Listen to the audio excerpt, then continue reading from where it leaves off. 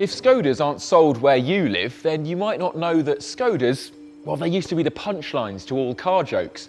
But thanks to a load of Volkswagen bits and some common sense pricing, they've become agreeable family cars. And now we've got this, an all-electric SUV. Could be the most sensible car it's possible to own. It's time for a serious car test.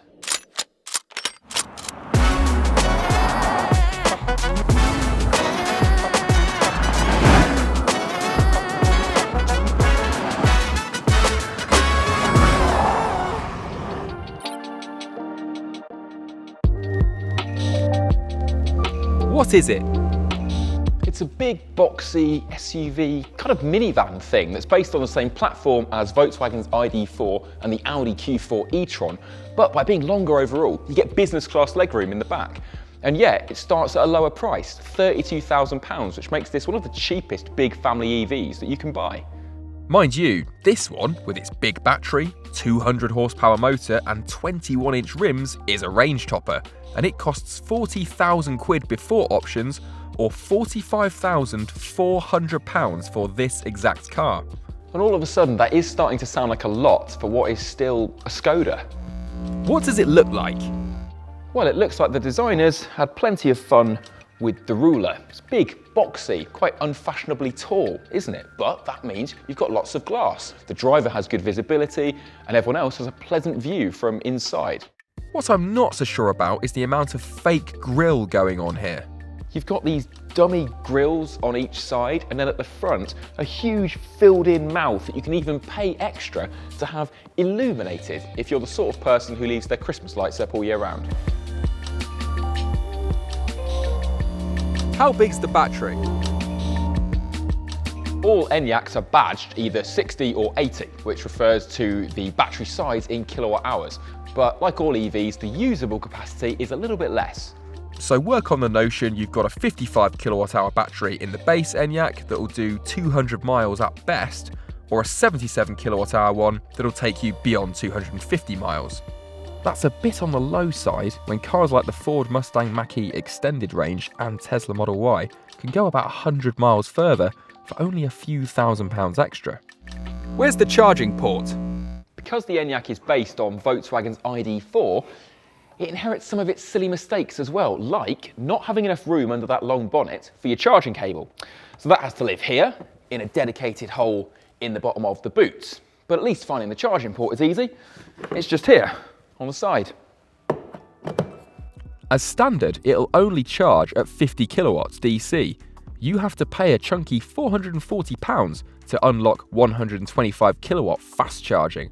Do that and an 80% juice takes just over half an hour, but a 7 kilowatt home wall box will need to work the night shift to replenish the range.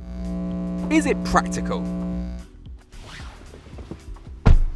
It could barely be any more practical in here if it had a hosed-down floor. I mean, there's so much space and stowage that it's quite possible you'll lose gadgets, shopping, and even several of your children.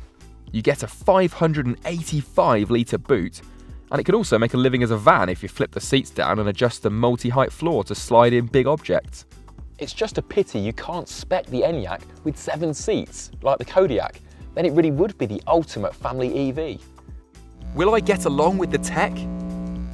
At first, it looks like it could be a bit of a disaster if you're not a fan of huge television-sized touchscreens, but this one's quite a good one. I mean, the menu tiles are large and easy to hit, and you're helped out by having a row of proper shortcut buttons down here so you can jump to the right sub-menu.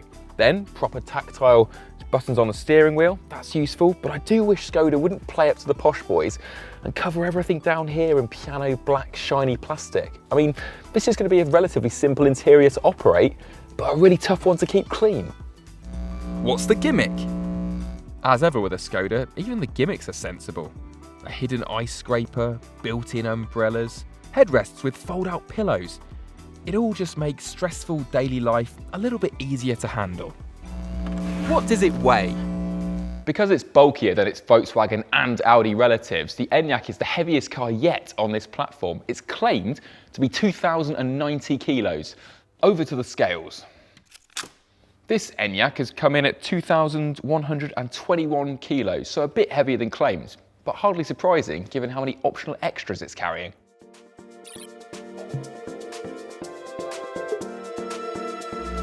What's it like on a motorway?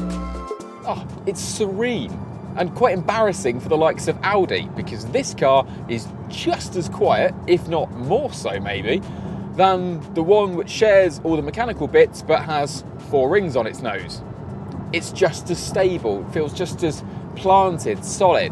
All those years Skoda was quietly making the superb, a real under-the-radar motorway express, have really paid off in here. Because they must have taken what they learned about refined cruisers and poured it into this new EV. And while this car isn't really the sort of thing you expect to find sat in the outside lane with its lights flashing in your rearview mirrors, no names mentioned, I'll do just that, just to give you an idea of what it's like. So here we are, we're past 95 already, that's 100 miles an hour, that's the maximum. And it's fuss-free. That's kind of the Enyaq all over, I'm starting to learn. It's just a good family car that does things without making a fuss.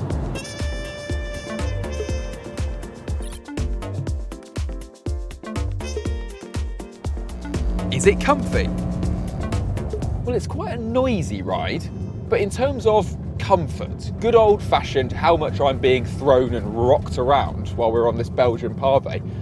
I mean, I don't know how the Enyaq's doing it. It's on 21-inch wheels, but it's ever so composed. Normally, when I see an SUV on 21-inch wheels, Range Rover, BMW X7, I'm peering through the tinted glass to see if the driver's teeth are still attached. I don't think Skoda have fitted 21s to a car before, but at their first attempt, they seem to have done it better than most of the big boys. However, this Enyaq has a secret. It's sort of cheating. It's been fitted with an option called the Drive Sport Plus pack. Just trips off the tongue, doesn't it? And that adds you a heated steering wheel, because obviously that's what screams Drive Sport Plus to you, isn't it? But it also adds something much more useful, and that is adaptive dampers. And if I pop into the mode screen here, look, I can go up beyond sport or drag it way down below comfort. That's like comfort plus plus. Ah, that's the stuff.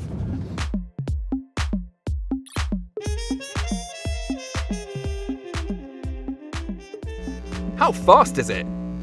How has life brought me to the point where I sit before you in a 2.1 tonne Skoda school bus on a mile-long straight test track with super accurate GPS timing gear to find out how rapid it is? Family cars don't need to be super fast, not really. They need torque to move big weight and do so effortlessly. But in the name of serious car testing, we should find out. We've got 200 horsepower motor at the rear, about 2 tonnes, 2.1 tonnes, so 0 to 60 is going to be around the 8 to 8.5 second mark. I'll try for a 0 to 100 time, but we'll probably only get one if there's a significant tailwind. Into drive, sport mode, take foot off brake, apply foot to throttle. Yeah, that's not exactly blistering, is it?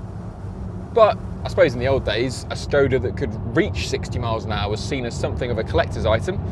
This has reached 75, 80. Now we've just got to see if it'll actually do 100. Talk amongst yourselves, we are getting there, I promise. There it is, 100 miles an hour, indicated 101. Do I just sit at 101 now and see if it changes its mind? 102? No, we're going to need to find out how good the brakes are about now. Yeah, they're pretty good. The Skoda Enyaq went from 0 to 60 miles an hour in 7.8 seconds. So I believe that's just gone quicker than the Volkswagen ID.4 and the Audi Q4 e-tron we've already tested, which are the same car underneath, but this is supposed to be the kind of heaviest and least sporty of all of them. Electric cars, where is the hierarchy? I don't understand. 0 to 100 miles an hour, we've got a number, we've got a reading, which means the Skoda Enyaq can do 100 miles an hour. It just takes 26.5 seconds to get there. The quarter mile was passed in 16.2 seconds at 86.6 miles per hour. I think we can call this thing the definition of adequately fast and leave it at that. Let's go and do something a little bit more relevant.